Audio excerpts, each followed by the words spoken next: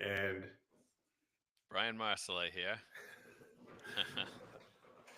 welcome back to the Mind Design podcast. So Brian, like we haven't really talked about this, and it's kind of crazy because we talk about anything and everything, and we usually talk about stuff very often. But there's been, like, as you know, I've been looking into like real estate and investing and doing a lot of research on this stuff, and also just paying attention to the economy, part of just being an accounting student. And I've noticed some like pretty wild fluctuations in like stock prices and like what the economy has been doing over the last couple months since President Trump has been in office. And uh and since Elon is tag teaming a bunch of stuff with him. And it's just so polarizing right now because I hear all these opinions. Everyone's like, I love this. Other people are like, I hate this. People are putting devices to blow up Teslas on cars. Oh I don't know my if you saw God. that. I Um, I don't watch the news, but I heard that from through the grapevine. I've heard that Teslas are catching on fire because people are burning them, and I'm like, oh God. yeah, Um, yeah. yeah. So, what's your question on this? And for one thing, I'm not a financial expert by any means, but I'd love to share my opinion on it. Yeah, I think you're more humble than you know, because you may not be a financial expert in your eyes, but from somebody else who hasn't achieved what you achieved, you know some stuff that can help. And it's usually like Oh, that for things that we take for granted that we know. You know, like yeah, it's yeah. like that for me with IT stuff. You know, Oh I'm my like, God, yeah. I Okay. All right. Thank you. you Well, know. thank you very much, Ron. So yeah, what's your opinion on? I know you've had strong opinions on like on the government and so like, and I won't say your opinions for you. You're right here, you know. Yeah. But I'm just curious, like, how do you feel about the stuff that you do know that's going on that you've heard through the grapevine or whatever, you know? Okay. Um yeah, well, for one thing's for sure. Um like small government is what I like. I like a smaller government. I don't like to see money wasted at all. I think that I think that Elon's cutting back, like he's putting the hammer down on a lot of things. Um, think maybe they're going a little too fast at it. Um, I'm not saying that they're right or wrong. I'm just saying they're like on warp speed, you might say, Hmm. cutting out things. I think maybe a little more thought or time would help before they start, really cutting a lot of jobs. From what I'm hearing on the outside. Yeah, Um, I agree with that. But the funny thing that I notice is that like this isn't something new for Elon Musk, right? Like yeah, like absolutely. the way that he operates, maybe it's new like doing it in government, right? But the way that Yeah, he operates usually is like when he acquires a company, like an example is Twitter, right? yep, He bought Twitter because he's like, hey, I want this, and buys it, strolls in. Everyone says it takes a long time to right a ship, right? The bigger the ship, the longer time it takes to turn. And so, but he bought Twitter and he's just like, hey, this is massively inefficient. All you guys got to go. And he was like really granular in how things needed to work for a while. And then he yeah. got it running the way that he wanted it to run. And then he like stepped off and it's letting Twitter like do its thing. And In an amazing short period of time, he did that. right. And I'm not saying that what he's doing right now is right or that it's wrong. Don't get it twisted. I'm just Yeah, saying that yeah, right. like seeing like the kind of cuts and the things that he is doing, it reminds me a lot of what he did when he like acquired Twitter, and that's what he does with a lot of companies. Now you could always argue that like, well, that's a for-profit company. Like this is a government in a country. You know, Hmm. Yeah. like of course there are differences there, but I can kind of see why he's doing things the way he's doing them because he's doing things the way he's always done them. You know, Yeah. Yep. And amazingly enough, throughout history, whether it be Clinton, whether it be the Obamas, they all said we're going to cut wasteful spending at the government, but no one ever did it. And now right, that's getting done. So, hey, the guy, whether you like Trump or not, he's definitely whatever he says he's doing. Um, right, and I look at Elon, I almost look at that guy as an alien. He's just he's unbelievable. Um, yeah,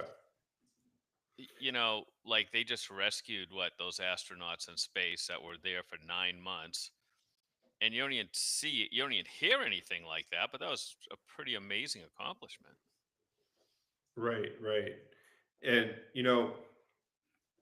one of the things that I nerd out about economics and stocks and things like that. And so when all this, I started buying stocks when like last month Yeah. because the How'd that stock work out? market. I mean, the stock market was dipping. I'm positive right now. Mm, yeah, there So you go. it's like a new article will come out, people will get scared, they'd sell off their stocks and then go buy bonds. And I'm like, all right, I'll buy some stocks. But I'm only buying enough that I'm only spending enough where it's like if this money completely evaporated, I'd be fine. Like the Yeah, plan is like to keep that money in there for like decades, not yeah, just like trying to get a quick return. And yeah. so it's Right, like right. when I see the market go down, I might as well put a little bit more in so that decades later it ends up being more instead of, you know. So I kind of doubled down on that, and I bought some Tesla stock like 3 weeks ago, and it's funny because I just bought it because of its performance. It has nothing to do with Elon Musk, you know, Yeah, just a sure. straight business decision. And and then after that, like the Tesla Cybertrucks, a recall happened, huge recall. All this bad news from his what he's doing in the government. So Yeah, Tesla stock just like plummeted, right? And yeah, but I was like, okay, just relax. You didn't buy this for like short term gains. Like it'll. And today it went up like 12%, and it's almost like yeah. positive my investment now. I'm like, okay. But yeah, I think that he'll probably do what he's doing in the government for a couple months and then go back to what he was doing. Like now, Trump, that's a different story because he's obviously just running the country for 4 years, right? He's not stopping stuff after a couple months. Well, getting back to Elon, it's amazing to me because what he's trying to do is save people's money, save their tax money. He's trying to dig in and he's looking at ways to cut costs so we're not paying so much in taxes. Um, when you look at it, he he's really taking a lot of abuse. He's getting death threats, all kinds of like horrible things. They're burning up dealerships and cars. It's not going to solve any problems. Yeah, I just saw today that the director at the FBI like released a statement saying that they're like actively pursuing an investigation towards because I guess these have been planned. They found a bunch of like incendiary devices on a bunch of Teslas at a Hmm. Tesla dealership in Austin. I think it was Yeah. Austin, and that's where the company is headquartered. And so like the director of the FBI is like, we're taking this as just domestic terrorism, and we're investigating to find out like who's behind this, um, which I think that's totally the right thing to do. Whether you could agree with somebody or you could disagree with somebody, You can be as opinionated as you want, but I think that does not give anybody the right to like go ahead and start deciding to destroy property and potentially hurt other people like in the process, you know? Absolutely. And I think if you look at what the percentage of like Elon Musk owns in Tesla, I don't know. I don't think it's a huge amount, to be honest with you. There's a lot of retirement funds that are using Tesla as a stock for their retirement plans. You Right? know, Yeah. you're not hurting, believe me, you're not going to hurt Elon Musk financially. But trust me on that. And, people who think they are, you got another thing coming. And not only that, it's they're looking at some of these cases. You're going to get 15 to 20 years in prison if you get caught. And everyone knows Teslas have cameras around the whole car. Right. Yeah. So is it worth to what? To make a point? This isn't like, child's play here. You're going to get 15 to 20 years. Right. You know, kind of going back to this is going back to Trump and all the executive orders when he first came into office. Um, I learned this at school. I was in class. For those of you watching who don't know, I go to school at Cal State Northridge for accounting.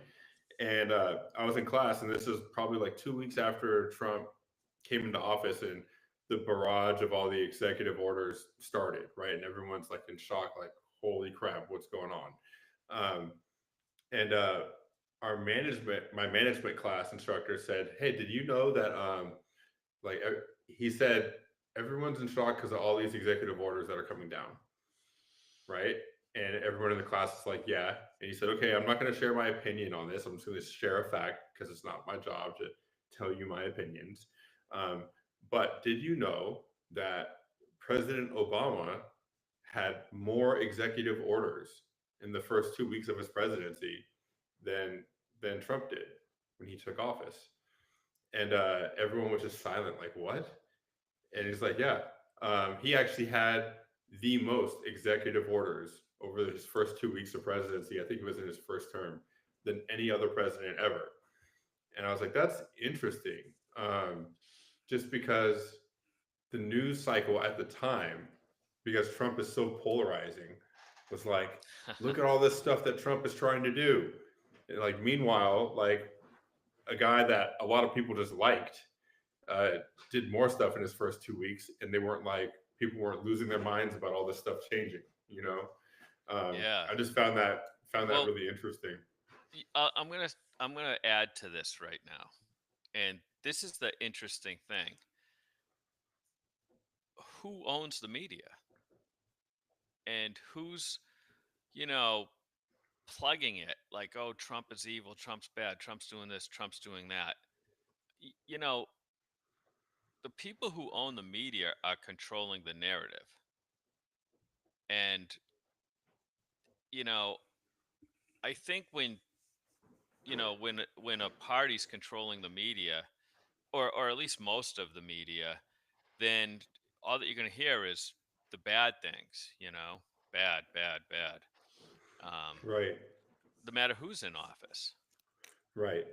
It's that's a great point. Like that actually made me think of I was scrolling on Instagram the other day, and a reel popped up, and it was this guy, and he was talking, and he said something along the lines of he said, "Look, if your neighbor is a Trump supporter and you're mad at him, like just realize this: when he opens up his Instagram feed, he or she, all the stuff that he or she sees is stuff that reflects what they think. It's all the stuff about how Democrats are bad and that Republicans are good, and his world, he's living a whole different world than you are because of what he sees and what he's exposed to. And then because of that, he might watch a certain news outlet instead of another one, and all the ideas just get um, confirmation bias.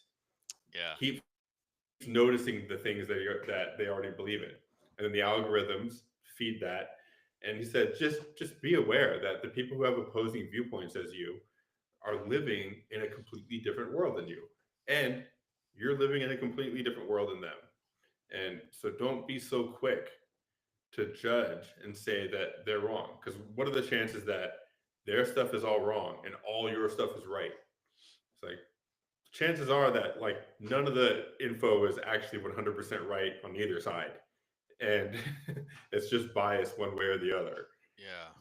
Yeah. Yeah. I think you're spot on that. And you know, I think we could, we could definitely, it'd be great if we could come together as human beings, right? And just realize that we're all one, we're all connected. We're all connected. Unfortunately, because of the control of the media, um, and what people have to believe, it's so challenging for people to understand that. Right. Yeah. You You know. know what's funny, as you were saying that, I was thinking of the trip that I went on last week. I know that you saw it. Oh yeah. Yeah. I went up to Sequoia National Park, and not last weekend, the weekend before that. And they just had a huge snowstorm like 4 days before we went there, like up in the mountains, like 7,000 feet up in the mountains is where it was snowing. It was raining where we got the Airbnb. But so Sequoia National Park, I'm going to share my screen and I'm going to show you guys what this place looks like, because it's the largest trees on Earth, like Yeah. literally the largest um, measured trees on Earth, right? They're And so we they're went. so spectacular. Right. And we went up there. It was snowing, and it just finished snowing by the time we were hiking in the park. Yeah. And it was just dead silent, quiet, just so beautiful out there. No cell phone service at all. So it's like, even if you have your phone, it's not doing anything. And just walking around in the snow, it just it was really easy just to feel like at peace and one with everything without this story going on. Yeah. Um, And you and know what? so If people can see the footage that you created when you were there, it was amazing. Okay, yeah, let me see. I will. Here, actually, I'll pull up the video. Did See you it. did you read how old those trees actually are? They're around 2,000 to 3,000 years old. Think about that for a minute. Two to Yeah, 3,000 years old. and really interesting. They only those trees have only been there. It said for like three generations. So like they're not even like they've been there. Like the trees that you see are there. Those trees' parents were there, and those trees before them's parents were there. Hmm. And they don't grow in any other part of the world. It's amazing. It's an amazing place. I've been there. All I right, don't even live so in California. What did it take you, like 30 years to get there, Ron? 40, but who's counting? Yeah. All right, so here's my channel, and can you see my screen? Yep. Okay, Oh, there it is. yeah. I don't know if the audio will play. It might not. You might not be able to hear it, So here we are, Sequoia National Park. but it's playing in my headphones, so I'm not going to. I'm not going to talk because I can hear myself talking. But it's a quick video. Okay. We are on the Congress Trail. We already saw General Sherman, the largest tree on Earth. It's not the tallest, but it's the largest, widest, most mass. And we just passed a grove of these sequoias back there called the house. Okay, like the huge trees, you can see And them this one right behind me and my is girlfriend right in front of them. the Senate. Look at that. Look how Yeah. huge those things are. These things are massive. So amazing. So cool. And to be out here Yeah. in the snow pretty rad. Yeah, it was super, super cool out there.